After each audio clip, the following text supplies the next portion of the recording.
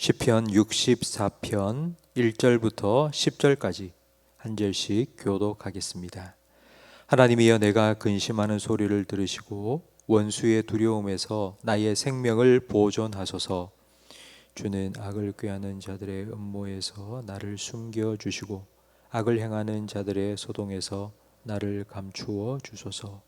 그들이 칼같이 자기 혀를 연마하며 화살같이 독한 말로 겨누고 숨은 곳에서 온전한 자를 쏘며 갑자기 쏘고 두려워하지 아니하는도다. 그들은 악한 목적으로 서로 격려하며 남몰래 올무놓기를 함께 의논하고 하는 말이 누가 우리를 보리요 하며, 그들은 죄악을 꾸미며 이르기를 우리가 묘책을 찾았다 하나니 각 사람의 속과 마음이 깊도다. 그러나 하나님이 그들을 쏘시리니 그들이 갑자기 화살에 상하리로다. 이러므로 그들이 엎드러지리니 그들의 혀가 그들을 해함이라. 그들을 보는 자가 다 머리를 흔들리로다. 모든 사람이 두려워하여 하나님의 일을 선포하며 그의 행하심을 깊이 생각하리로다. 이는 말미암아 즐거워하며 그에게 피하리니 마음이 정직한 자는 다 자랑하리로다. 아멘. 세상 모든 사람들은 살아가면서 다 크고 작은 어려움을 겪습니다.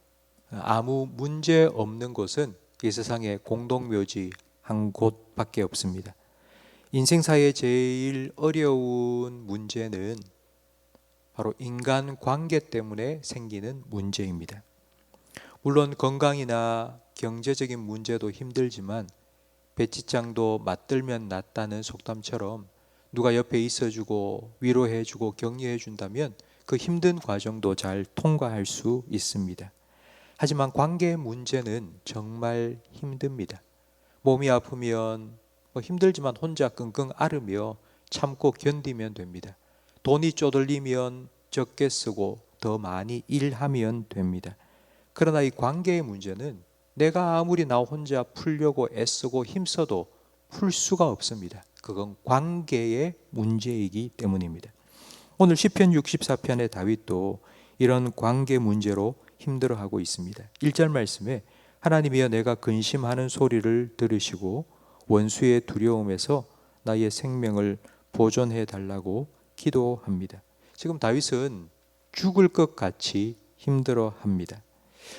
다윗은 골리앗을 향해서 겁없이 담대하게 뛰어나갔던 사람입니다.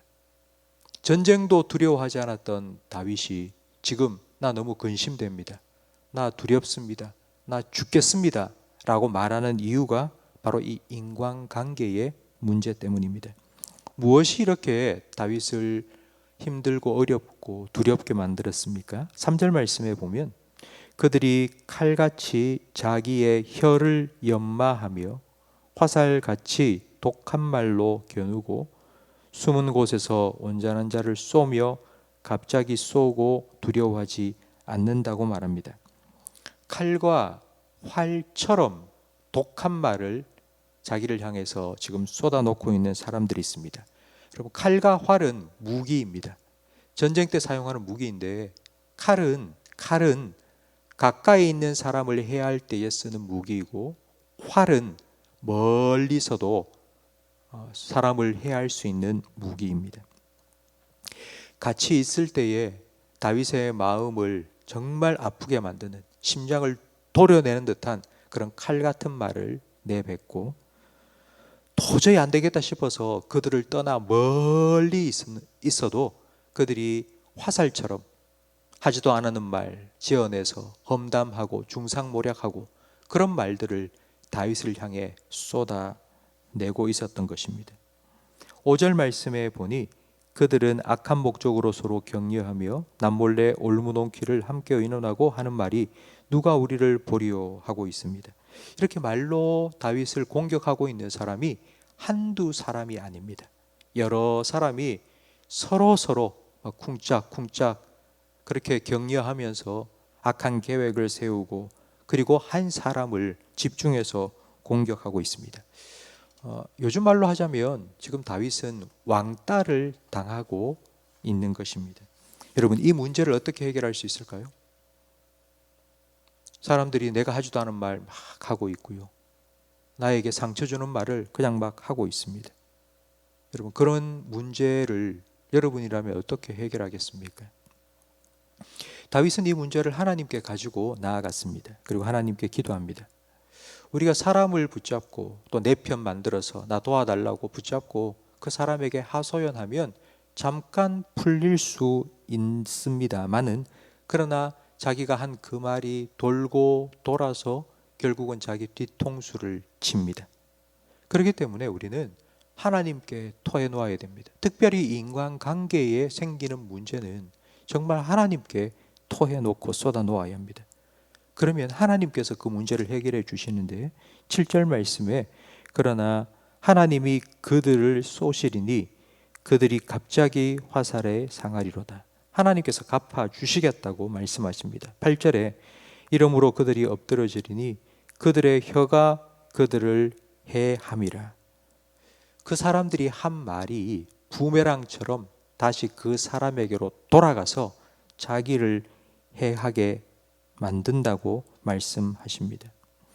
성도 여러분, 만일 내가 사람과의 사이에서 생긴 문제 나 스스로 해결하려고 내가 막 그 사람과 맞서 싸우고 나도 막 말을 하기 시작하면 진흙 구덩이 속에 나도 들어가는 것과 같습니다. 내가 아무리 그 사람 말로 상대해서 이겼다 할지라도 이기면 뭐합니까? 이미 만신창이가 되어버렸는데. 그렇기 때문에 하나님께서는 우리에게 이렇게 말씀하십니다. 로마서 12장 19절 말씀에 사랑하는 자들아 너희가 친히 원수 갚지 말고 진노하심에 맡기라. 기록되었을 때 원수 갚는 것이 내게 있으니 내가 갚으리라 말씀하셨습니다.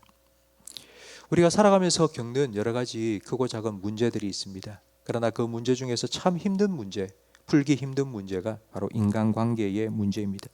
내가 풀려고 하면 할수록 더 꼬이는 문제입니다. 이 문제는 하나님께 기도해야 합니다.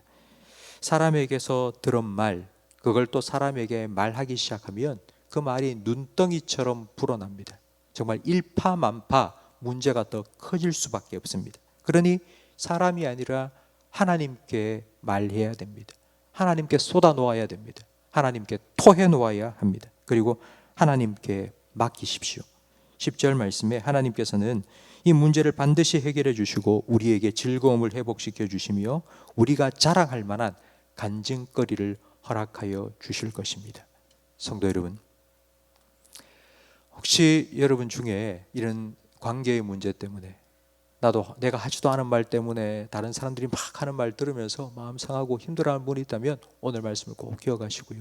그리고 또 한 가지 더 기도할 것은 하나님, 혹시라도 내가 내 입으로 다른 사람을 아프게 한 적이 없는지 여러분 돌아보시고, 하나님 내 입술을 잘 파수하여 주시고 내 입술을 하나님이 원하시는 대로 그런 은혜의 통로로 잘 사용할 수 있도록 하나님 도와달라고 지혜달라고 기도하시는 우리 모든 성도님이 되시기를 주님의 이름으로 축원합니다.